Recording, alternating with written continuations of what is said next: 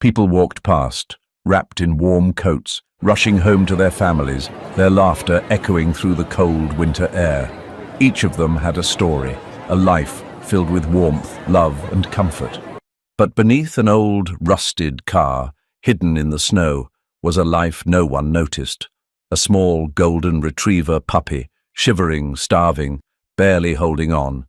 His fur, once golden, was now covered in ice and dirt. His tiny body curled up tightly, hoping for warmth that would never come.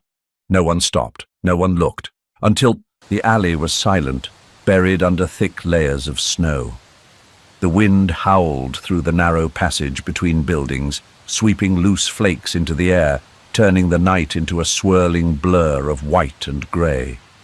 The temperature had plummeted to bone-chilling levels, the kind that made even the toughest souls retreat to the warmth of their homes. But beneath an old, rusted sedan abandoned at the edge of the alley, something stirred. A small, 6-month-old golden retriever puppy curled up tightly, his frail body shivering uncontrollably. His golden fur, once soft and thick, was now soaked and matted with dirt and ice. His breath came in shallow, uneven gasps, his ribs faintly visible beneath his damp coat. Snow had piled up around the edges of the car, trapping him in a fragile shelter, one that offered no warmth, no real protection from the relentless cold. The puppy's eyes fluttered open, weak and glassy. He had long since stopped barking, stopped whimpering. His body had already begun to surrender to the bitter cold, his instincts forcing him into stillness to conserve what little strength he had left. The world outside blurred in his fading vision, passing boots crunching against the ice, cars rolling by, their headlights cutting through the winter darkness. People moved on with their lives, wrapped in thick coats and scarves, rushing home to their families, their laughter muffled by the storm. No one had noticed him, no one had stopped. Until now. Alaric Hayes pulled his coat tighter around his shoulders as he stepped out of the small grocery store, his breath fogging in the frigid air. At 44, he had seen his fair share of brutal winters, but this one felt particularly cruel, the kind of cold that settled deep into your bones, refusing to let go. He adjusted the bag in his hand, his boots crunching against the ice-covered pavement as he made his way toward his car.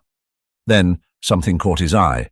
At first he dismissed it, just another pile of slush and debris left behind by the storm, but as he walked past, something about it made him pause. A faint movement, so subtle he almost missed it. He turned his head, frowning. Beneath the rusted frame of an abandoned car, half buried in the snow, something was there. Alaric took a step closer, squinting in the dim streetlight, and then 2 golden eyes blinked up at him, weak, unfocused, full of exhaustion. A puppy. His chest tightened at the sight.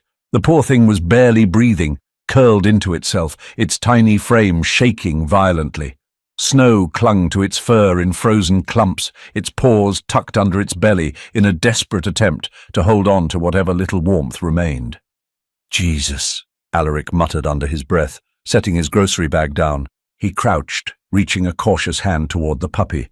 It didn't move.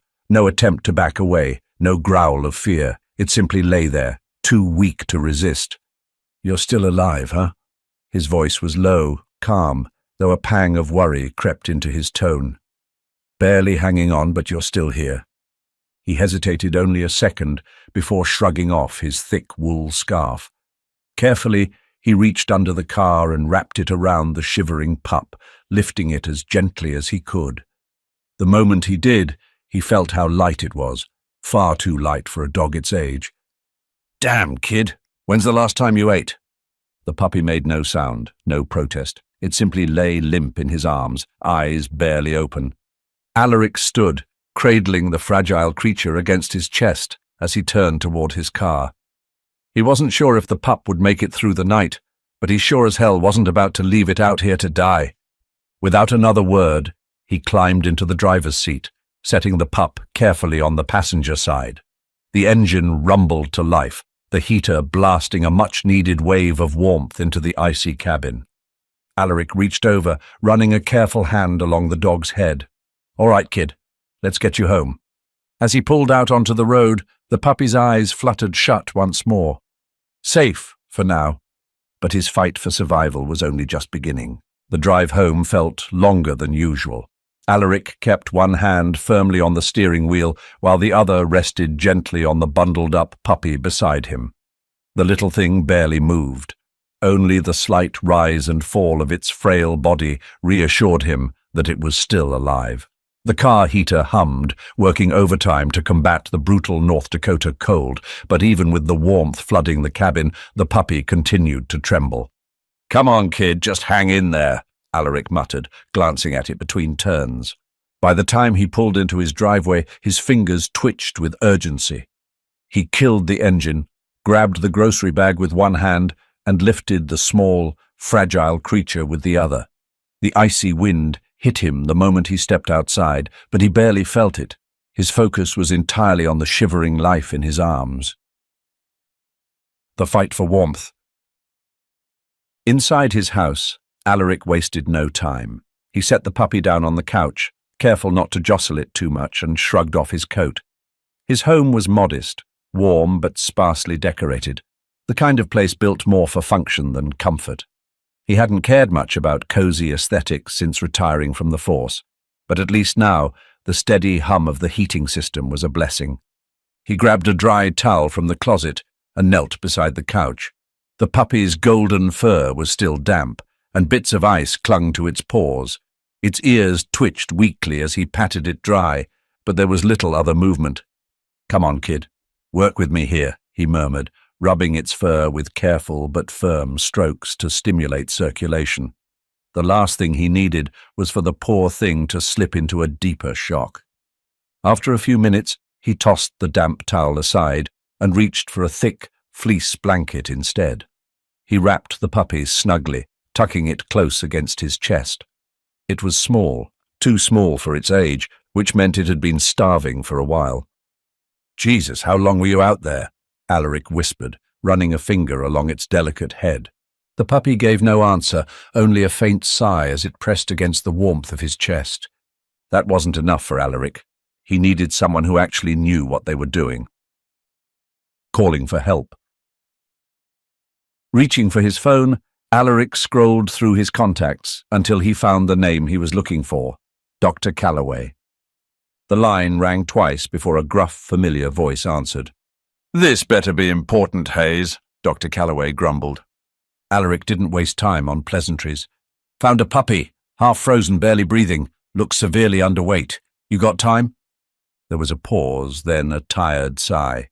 "Bring it over." "Already on it." Alaric ended the call, shifting the puppy slightly in his arms. "All right, kid. Looks like we're not done driving just yet." Dr. Calloway's clinic. 15 minutes later, Alaric pulled up in front of Calloway Veterinary Clinic, a small private practice on the outskirts of town. The building was modest but well maintained, the front windows glowing with warm light against the bleak winter backdrop. Dr. Calloway was already waiting at the door, his arms crossed over his chest. A man in his 60s, he had the kind of face that always looked mildly irritated, even when he wasn't. "Let's see what we've got," he grumbled, stepping aside as Alaric walked in. Inside, the clinic smelled of antiseptic and fresh hay, a strangely comforting mix. Alaric followed Calloway to an examination table, gently setting the puppy down. The moment his arms left the warm cocoon of blankets, the puppy whimpered, the first real sound it had made. Calloway frowned but said nothing as he got to work. He ran his hands gently over the puppy's body, checking for injuries. His brows furrowed as he lifted its paws, pressed a stethoscope to its tiny chest, and carefully examined its ears and gums. After several minutes, he let out a quiet sigh and straightened. "Well?" Alaric asked. Calloway wiped his hands on a cloth and folded his arms. "Suffering from severe malnutrition and hypothermia. It's lucky you found it when you did." Alaric exhaled, tension easing just slightly. "So it'll make it?" Calloway didn't answer immediately. Instead, he turned and pulled a heated IV bag from a cabinet. "Its body temperature is dangerously low. I need to warm it up gradually. Too fast, and it could go into shock. He hooked the puppy up to an IV, securing the needle with careful precision. The tiny thing barely reacted. Long term? Alaric pressed. Calloway sighed again. It depends. Puppies can be resilient, but it's been on its own for too long. Malnutrition at this age can have lasting effects, but if you're willing to put in the time, it has a chance. Alaric nodded. That was all he needed to hear. A new name. An hour passed as the IV fluids did their work. Slowly, the puppy's shivering began to subside, its breathing evening out. The small rise and fall of its chest looked steadier now, and when Alaric ran a hand over its back, it no longer felt like skin stretched over bone. Good, Calloway muttered. It's stabilizing. Alaric leaned against the counter, arms crossed. He had been quiet for a while, watching the little thing fight to stay alive. He'd seen enough suffering in his life, both as a detective and after, but something about this moment felt different. Maybe it was because the puppy hadn't given up yet. What are you calling it? Calloway asked, breaking the silence. Alaric hesitated. He hadn't thought about it. A name meant permanence. It meant responsibility. His gaze drifted toward the window where the night stretched on, dark and endless. Snowflakes still fell, swirling under the glow of the street lamp. Then it clicked. Solstice. Calloway raised an eyebrow. Bit poetic for you, isn't it? Alaric smirked faintly. Found him on the winter solstice. Coldest night of the year. He glanced down at the puppy, now sleeping soundly. Seemed fitting. Calloway grunted, but didn't argue. Well, let's hope he's tougher than the season that almost killed him. Alaric exhaled, his gaze lingering on Solstice's tiny, fragile frame. He already is. Darkness, cold, silence. As Solstice slept, warmth surrounded him for the first time in weeks. His tiny body, no longer trembling, was wrapped snugly in blankets, the steady hum of a heater filling the quiet room. But deep within the quiet of sleep, his mind drifted somewhere else, somewhere far colder, somewhere he had once belonged. A family once. There was a time before the snow, before the fear, before the hunger. Solstice could barely recall it now, but the memory existed like a distant echo, blurred yet unmistakable. He had been one of 4. His mother, Vala, had been warm, her golden fur thick and soft, her presence a shield against the harsh world. She smelled of earth and comfort, of something safe and good. Solstice and his siblings, 3 tiny bundles of fur, had spent their earliest days nestled against her, drinking in warmth, feeling the gentle vibrations of her heartbeat. The world had been kind then. There had been a home, a place where their small paws had scrambled across wooden floors, where laughter and voices filled the air. The scent of food lingered in the kitchen, the sun spilling through the windows. His mother had been their guide, their protector. But that world had been short-lived, because then there was him. Gordon Flint. The man who owned them was nothing like their mother. His voice was sharp, filled with impatience. His footsteps were heavy, each step making the floor creak with irritation.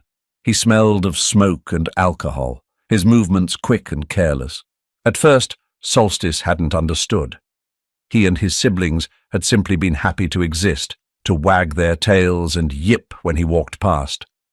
But the man didn't look at them the way he looked at his belongings. He looked at them like something unwanted, like wasted space. And then, one night, he decided to get rid of them. Thrown away. The memory was burned into Solstice's mind like a deep scar. It had been so cold that night. The air had carried a sharp bite, the wind howling through the trees outside the small house. His mother had been restless, pacing, whining at the door, sensing something they could not. Then came the hands, rough, unforgiving. Solstice yelped as he and his siblings were scooped up, shoved into a large sack. His mother barked wildly, her voice filled with panic, but she was shoved aside. The world outside was blinding white. The man stomped through the snow, his boots crunching loudly. The puppies were jostled roughly as he carried them, the sack swinging against his leg with each step. Then, suddenly, light, cold, freedom, or at least that's what they thought. The sack was ripped open, and one by one they were tossed into the snow. Solstice landed hard, his tiny body rolling through the thick, frozen powder. He heard his siblings crying, scrambling to find each other, their small paws sinking too deep to move quickly. Then, an engine, the roar of a car. Solstice lifted his head just in time to see red taillights fading into the storm. He heard his mother barking, screaming somewhere in the distance, but she was getting farther and farther away. The wind swallowed her cries, and just like that, they were alone. Lost in the snow. At first they did what came naturally. They ran, paws slipping, breath coming in short, panicked gasps. The four puppies chased after the only thing they had ever known. The cold bit at their small bodies, the snow too deep for their tiny legs. It didn't take long before the first one collapsed. Solstice heard a sharp cry behind him and turned just in time to see his brother, a pup with a white patch on his nose, stop moving. His body shuddered once, then went still. Solstice hesitated, his instincts screaming at him to go back. But another gust of wind came, strong enough to push his frail body sideways. When he looked again, his brother was gone, buried beneath the snow. Then another. His sister, the smallest of them, tried to follow him, her tiny frame stumbling through the deep white, but her legs wouldn't carry her far enough. One moment she was there, struggling, gasping, her golden coat barely visible. Then the snow swallowed her whole. Solstice turned in circles, barking, calling for her for any of them. But the wind answered back with only silence. He was alone now. The final night. He didn't know how long he had wandered. Hours? A day? The snowstorm raged on, and his body ached with exhaustion. The pads of his paws burned with every step. His tail drooped, heavy with ice. Hunger gnawed at his stomach, but worse than that was the cold. It seeped into his bones, whispering that he should stop, just stop and rest. And then he saw it. A car. An old, rusted vehicle buried in the snow, its undercarriage just high enough for a small puppy to crawl under. It wasn't warm, but it was something. Solstice dragged himself beneath it, curling into the tightest ball he could manage. His tiny body shivered violently, his breaths coming in weaker and weaker gasps. He shut his eyes. The snow would take him soon, just like it had taken his siblings, just like it had tried to take everything. And then, footsteps. A voice, a hand reaching for him, and for the first time since that terrible night someone had noticed. Back in the present. Solstice stirred in his sleep, a faint whimper escaping his throat.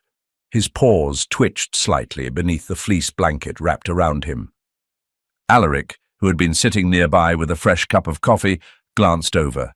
His sharp eyes softened slightly as he watched the pup shift restlessly. "Bad dreams, huh?" he murmured. Setting his cup down, he reached out, resting a warm hand over Solstice's back. The moment he did, the pup stilled. Alaric let out a quiet sigh. "You're safe now, kid," he whispered. And this time Solstice didn't wake up alone. The first few days in Alaric's house were filled with silence.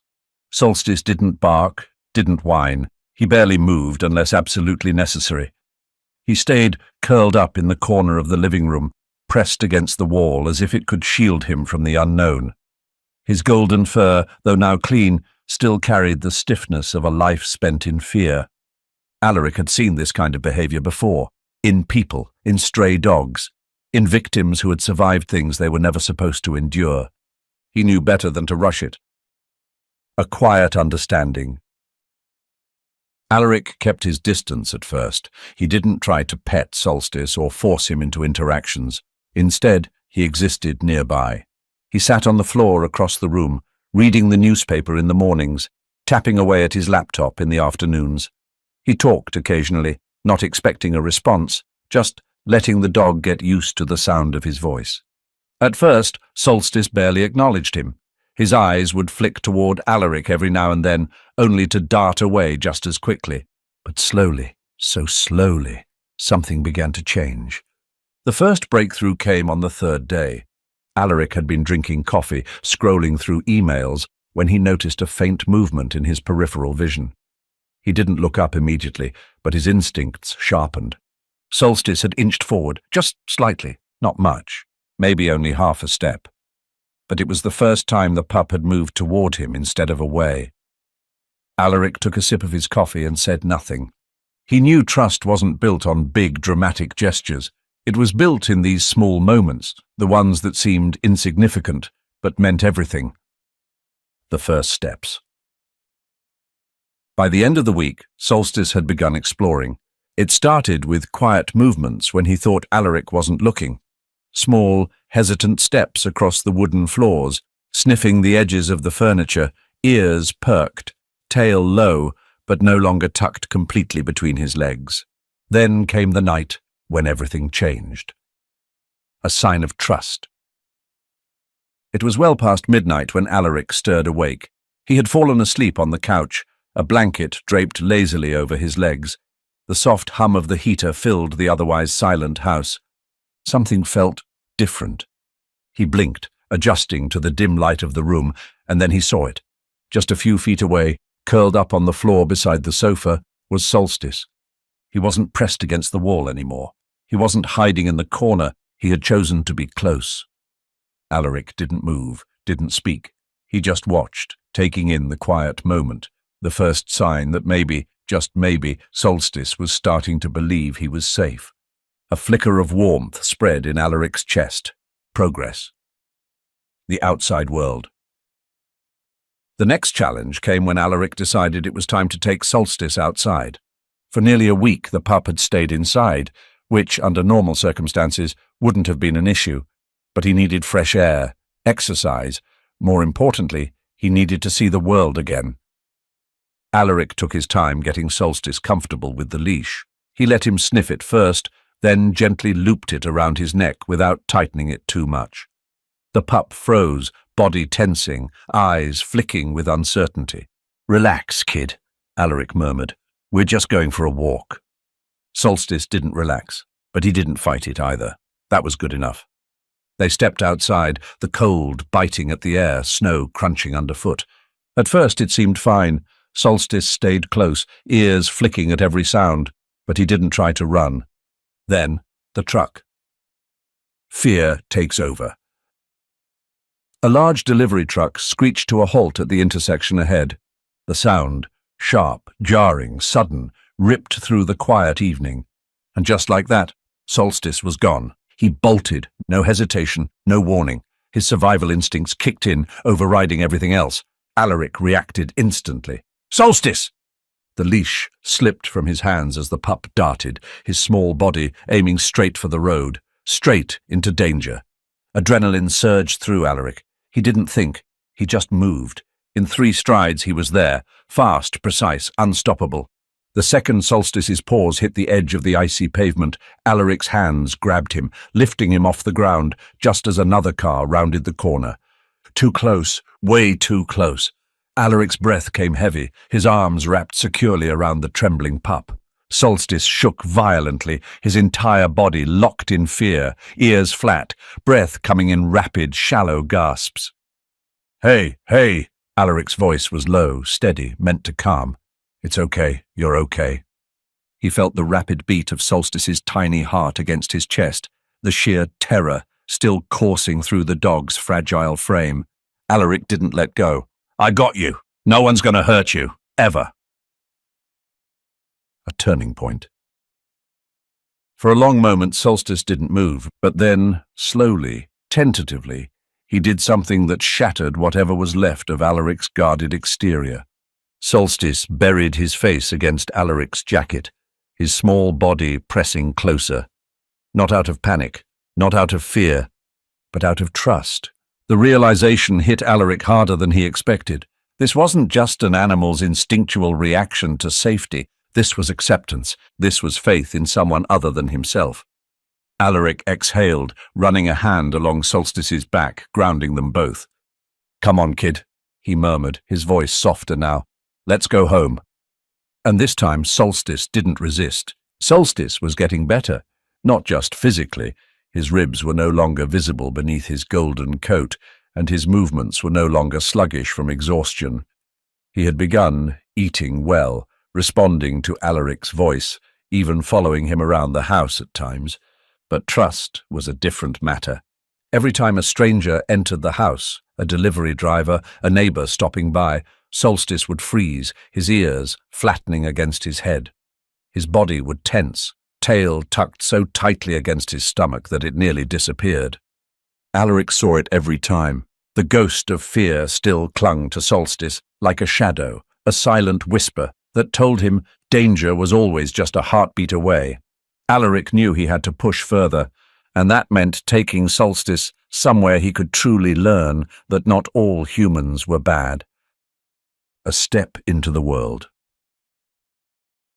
1 week later, on a cold but clear morning, Alaric loaded Solstice into his truck. The pup sat stiffly in the passenger seat, his eyes flicking from Alaric to the window, watching the buildings pass as they drove out of town. They pulled up to the Haven, a small animal rescue center on the outskirts of Fargo. The building itself wasn't flashy, just a modest brick shelter with a fenced-in yard where dogs could roam. It wasn't the kind of place that made headlines, but for years it had been a second chance for animals that had nowhere else to go. And for a long time, it had been Alaric's escape too. Back when he was still a detective, he had spent hours here, helping out when he could, cleaning kennels, walking dogs, fixing fences. It had given him a break from the weight of his job, a place where his hands could be useful without the burden of police work. Now it would be a place for Solstice to heal. First encounters. The moment Alaric opened the truck door, Solstice hesitated. His ears twitched as he took in the sounds, the distant barking of other dogs, the murmur of voices inside. Alaric knelt beside him, giving a light tug on the leash. "Come on, kid. Just a little step at a time." Solstice didn't move. Alaric sighed, then waited. He had learned by now that forcing Solstice into something never worked. He needed time. Eventually, after a long minute, Solstice sniffed the air. Then one paw moved forward, then another.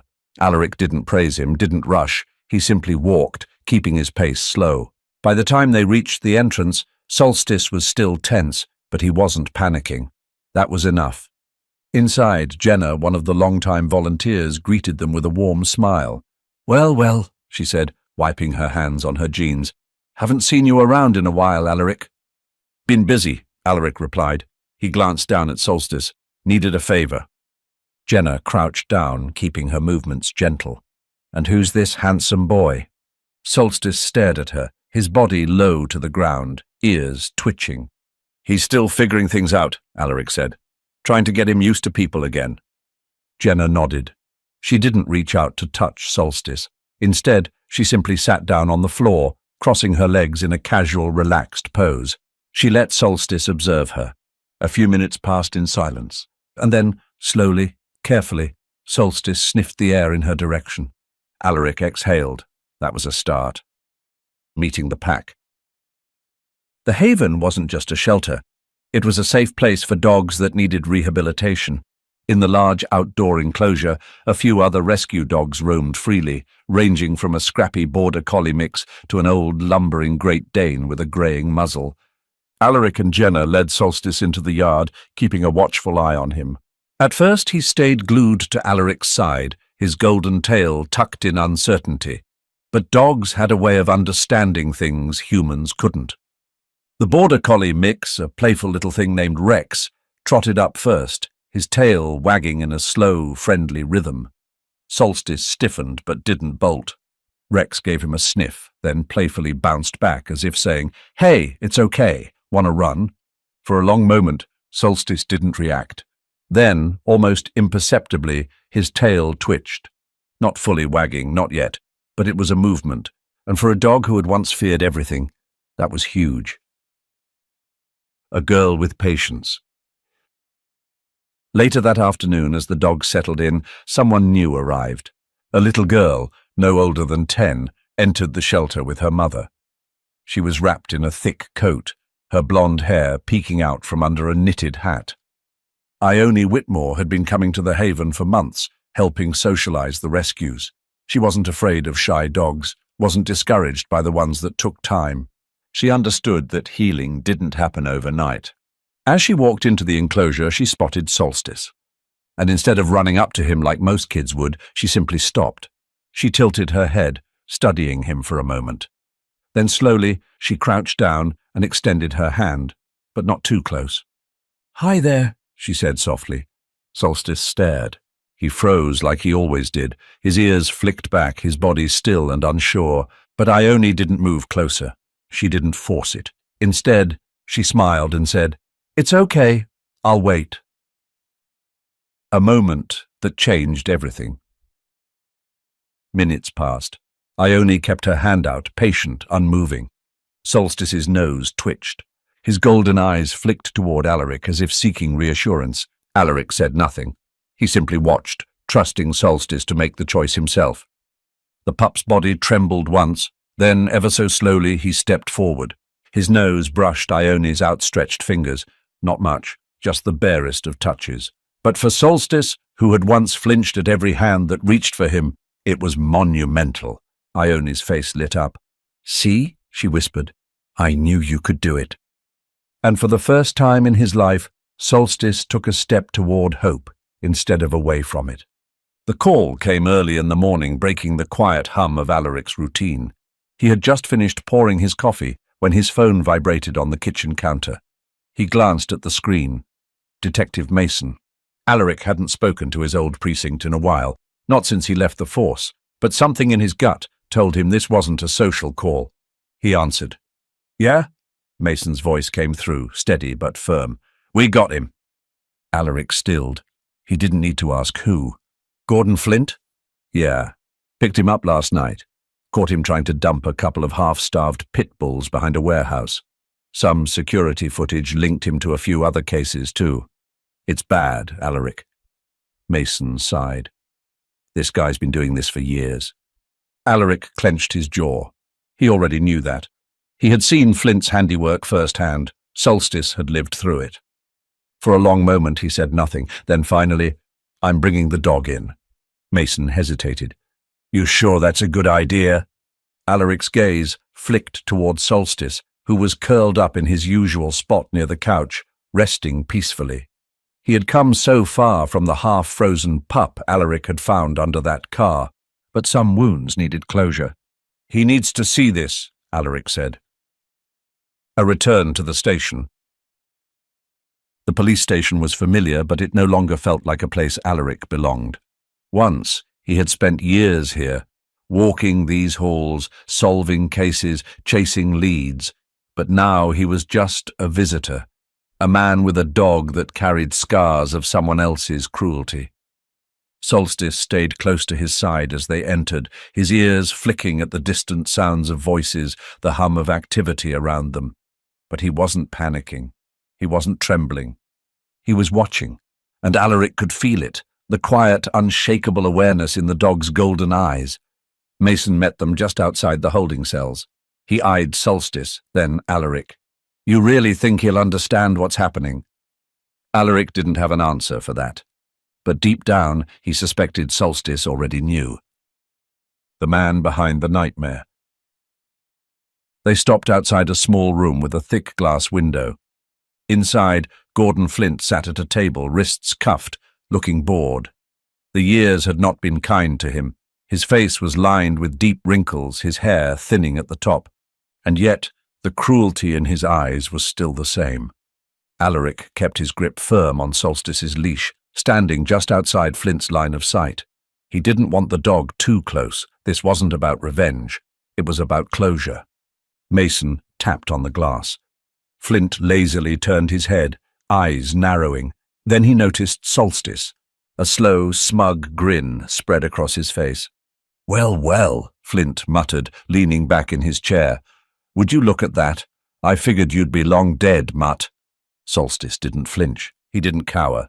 He simply stared back, his golden eyes unreadable. Alaric felt his chest tighten.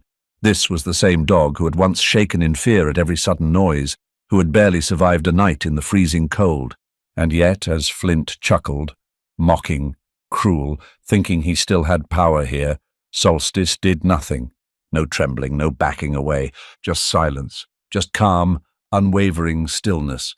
Flint scoffed. Guess somebody took pity on you, huh? Got yourself a nice warm home, some fancy food? He smirked. Still just a piece of trash, though. Alaric exhaled slowly. He felt anger coil inside him, deep and low. But this moment wasn't his. It belonged to Solstice. And Solstice wasn't afraid anymore. Alaric crouched down beside him, resting a hand lightly on the pup's back. "You hear that, kid?" he murmured. "That's what losing sounds like." Solstice blinked, and then, in the most subtle, quiet act of defiance, he turned away. He ignored Gordon Flint completely, as if he was nothing, as if he no longer mattered. Flint's smirk faltered just for a second, and that was enough. Alaric rose, patting Solstice's side. "Come on, kid, we got better things to do." And without another glance at Flint, they walked away. The weight of freedom. Outside, the cold air was crisp, but it no longer felt suffocating. Solstice walked beside Alaric, head held higher than before. There was something different about him now, something lighter. Alaric didn't say anything right away. He just watched as Solstice took a deep breath, his tail swaying slightly as they reached the truck. Finally, as they climbed inside, Alaric reached over, scratching behind the pup's ears. "You won, kid," he murmured.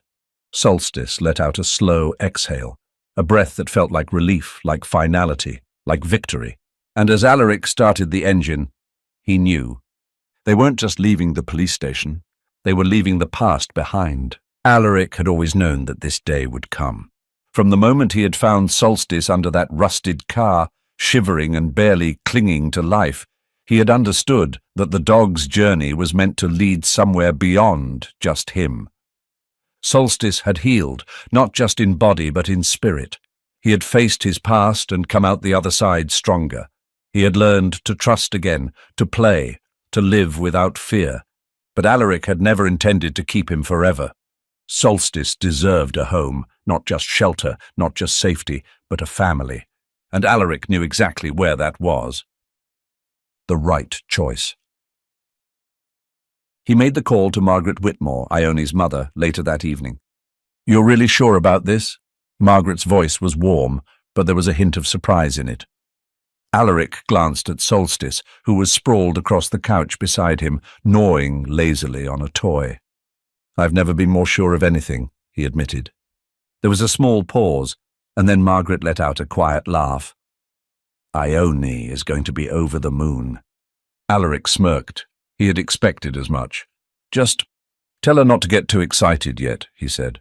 "Solstice still needs to see the place, get used to things. We'll take it slow." But deep down, he had a feeling that Solstice already knew where he belonged. The final drive. The next morning, Alaric loaded Solstice into the truck. This time it wasn't for another vet visit or another stop at the Haven. This time they were going home. Solstice sat up in the passenger seat, ears perked, golden eyes watching the world pass by outside the window. His tail wagged slowly, not frantic, not uncertain, but steady. Alaric glanced at him. "Nervous?" Solstice huffed softly, as if he understood the question. Alaric chuckled. "Yeah, me too." But he didn't turn back. Welcome home. When they pulled up in front of the Whitmore house, Ione was already waiting on the porch. She had tried to play it cool, tried not to run immediately toward the truck. But the second she saw Solstice hop out of the passenger seat, she couldn't help herself. "Solstice!" Solstice froze for half a second, just long enough for Alaric to wonder if this was too much too soon. Then, without hesitation, he ran straight to her, tail wagging, ears up, a full-body leap of excitement. Ione laughed as she caught him in an enthusiastic hug, barely able to keep her balance as he licked her face. Margaret stood nearby, watching with a soft smile. "I think that's a yes," Alaric exhaled. "Yeah," he murmured. "I think so too." The last goodbye. Solstice spent the next hour exploring the Whitmore home, sniffing every corner, testing every new smell. His new bed was already set up by the fireplace. His new toys were scattered across the living room floor. And more than anything, he had Ione, his person, his family. Eventually, though, it was time for Alaric to leave. Solstice had been sticking close to Ione's side the entire time, but when Alaric stepped toward the door, the dog's ears flicked up. Alaric hesitated, crouching down. "Hey, kid." Solstice padded over, his tail wagging softly, but his head tilting, as if he knew something was changing. Alaric reached out, running a hand through the dog's thick fur. "You're gonna be all right." Solstice licked his hand, a quiet, instinctive gesture of trust. Alaric swallowed the lump in his throat. "Guess this is your stop." He stood, giving Ione a nod. "Take good care of him." Ione beamed. "I promise."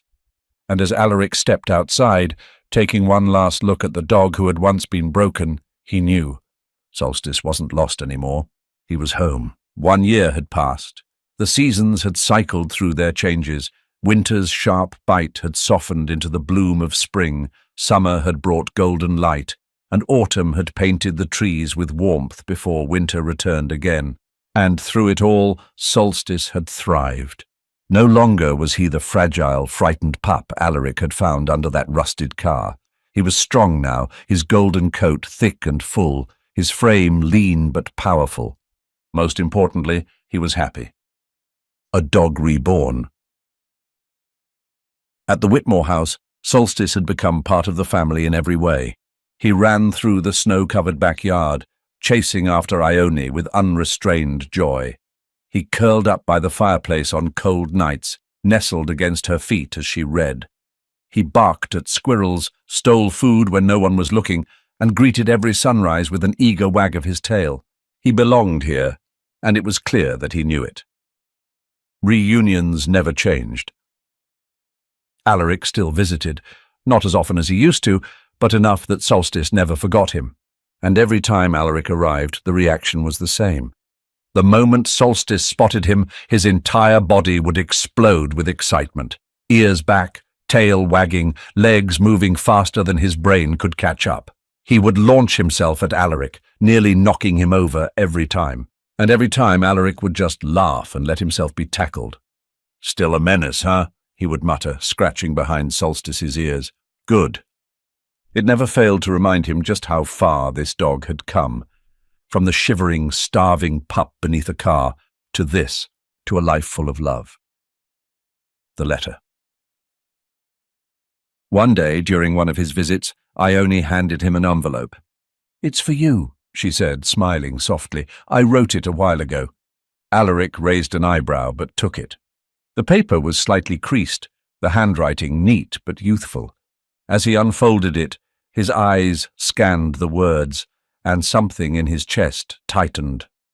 "Dear Uncle Alaric, I promise I will take care of Solstice forever. I think that maybe he wasn't just rescued by you, maybe he rescued us too.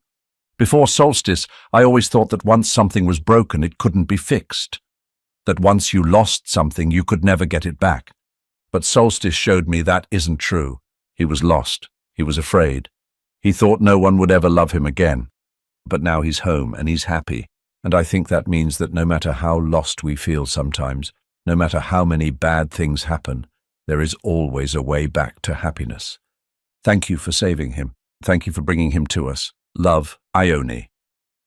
A warm heart in the cold. Alaric read the letter twice, then a third time. When he finally looked up, Ione was watching him expectantly, her hands folded in front of her. He cleared his throat, stuffing the letter into his coat pocket before ruffling her hair. "You're a good kid, you know that?" Ione beamed. Solstice nudged Alaric's hand with his nose, as if sensing something unspoken. Alaric let out a slow breath, then looked up toward the sky. Snowflakes were beginning to drift lazily down, settling on his coat, on Solstice's fur, on the quiet world around them. A year ago, this cold had nearly taken Solstice's life. But now, standing here, surrounded by warmth despite the winter air, Alaric knew. This time, the snow wasn't something to fear. This time, it was just part of a new beginning. And for the first time in a long while, Alaric felt at peace. No one deserves to be abandoned. No life is too small, too lost, or too broken to be saved. Solstice's story is a testament to the power of hope, resilience, and second chances. He was left to perish in the cold, cast aside like something unworthy of love. But even in the darkest moments, God's grace finds a way, whether through the kindness of a stranger, the patience of a child, or the unwavering love of a family. Solstice wasn't just rescued. He became a symbol of healing, not only for himself, but for those around him. Perhaps we have all felt like Solstice at some point, lost, forgotten, unsure if we would ever find our way home again. But his journey reminds us that no matter how lost we feel, there is always a way back to love, to warmth, to happiness. So if you ever see someone, human or animal, who has been left behind, remember this: one act of kindness can change everything. May God bless you with a heart that sees, hands that help, and a spirit that never stops believing in miracles. If Solstice's journey touched your heart, share this story, and let's spread hope to those who need it most.